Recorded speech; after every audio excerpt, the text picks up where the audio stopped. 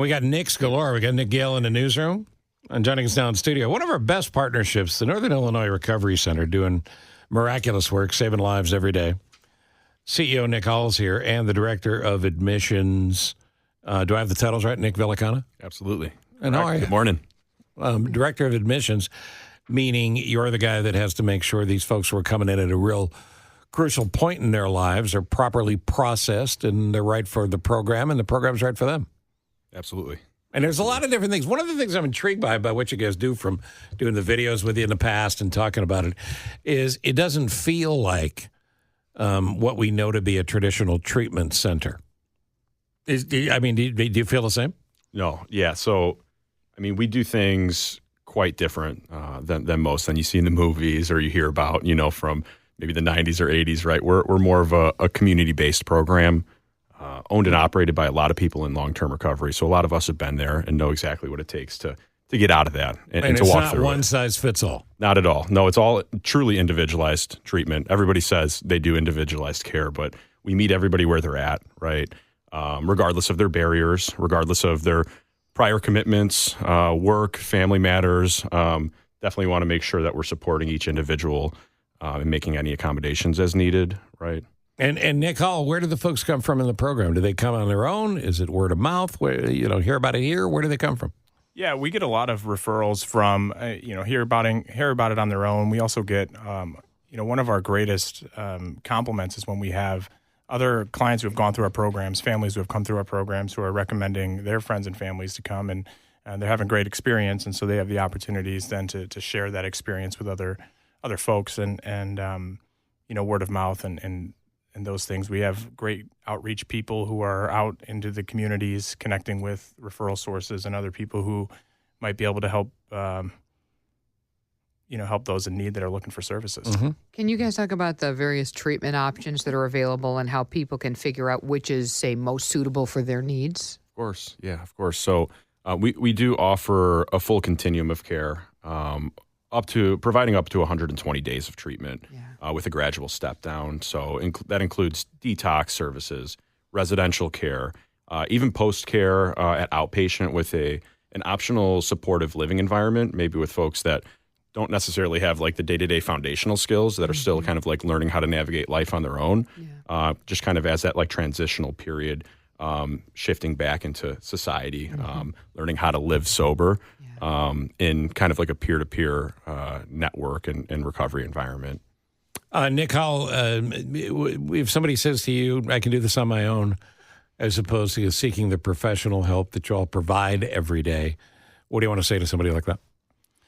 I think the important thing that I would highlight is, number one, a lot of times folks do think that they can do it on their own, and they see that they know somebody that has been able to kick it on their own. But for a majority of folks coming into our care, there's a couple of things that I would consider. Number one is the safety piece. So folks who are using on a daily basis or utilizing some heavy drugs or drinking frequently, they're going to often need some medical services to help them with their detox. Right. And to do that in a safe environment.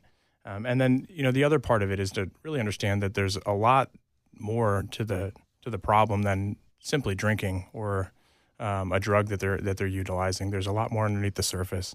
And that's really where we focus in. We see ourselves as not the end-all, be-all to somebody's treatment, but we see ourselves as building them and getting them into the right path and building their foundation and helping them understand what's really needed for them to be able to access a life of sobriety. And so somebody who's going to be sober for 10 years. Stick. It does. Right. Yep. How long does it typically take from the initial inquiry through the time that they're admitted and then the treatment process?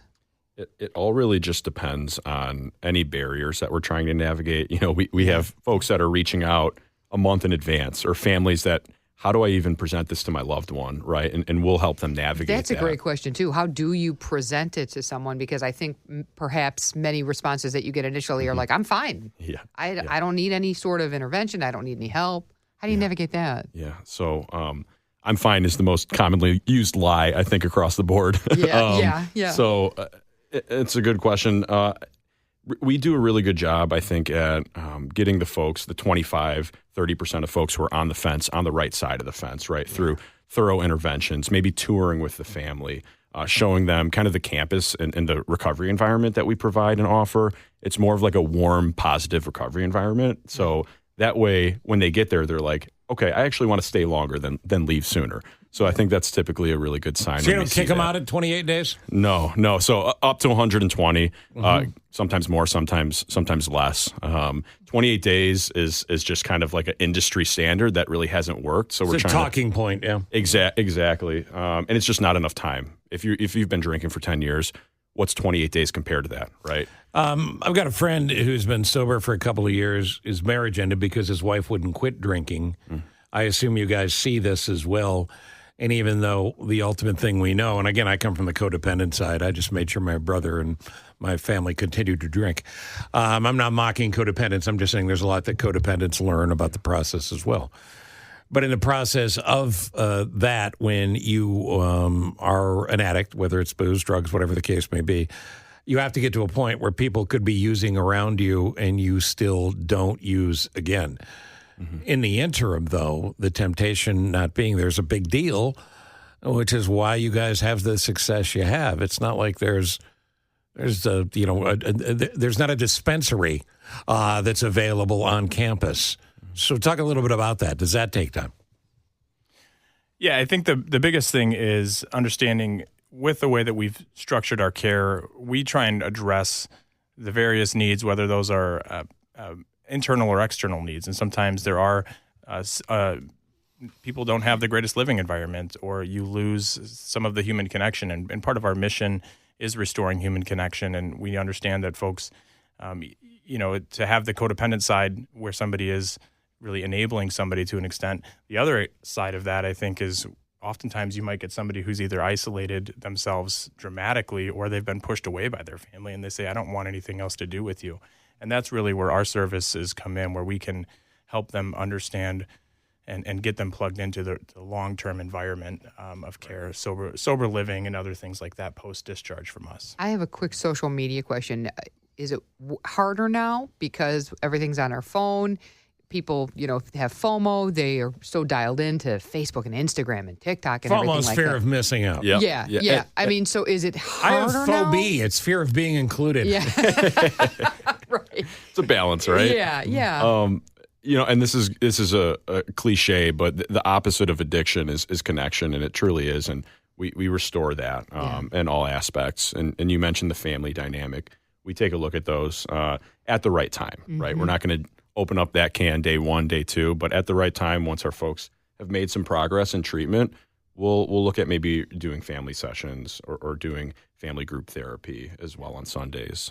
So that's a big piece of it. Big deal for sure. Yep, absolutely. I know we're going to talk after the show today, and there'll be some more stuff available online. But in the meantime, either one of you, best way for families or individuals who are struggling, want to take that first step, find out more, what do they do? Yeah, so pretty straightforward. Contact us on Google. Google search Northern Illinois Recovery Center, Crystal Lake, Illinois. We've got a couple locations. Google number will get you connected direct to one of our real-life human admissions coordinators that are working on site every single day, hands-on, with folks arriving as well to greet them. And you can fill out a contact form, web submission. There's a few different ways to navigate that. Yeah, and if you're like me, who doesn't like to, I joke that I don't make restaurant reservations unless I can do it on Google. We do have a chat feature on our website as well. So if you get plugged in, you can chat with us and get connected to one of our admissions team members who are, like Nick mentioned, plugged in on site with us in our facilities. Well, I salute the work you do every day. Thank you. Happy to support it. So thanks for coming over, and we'll talk some more in a few minutes.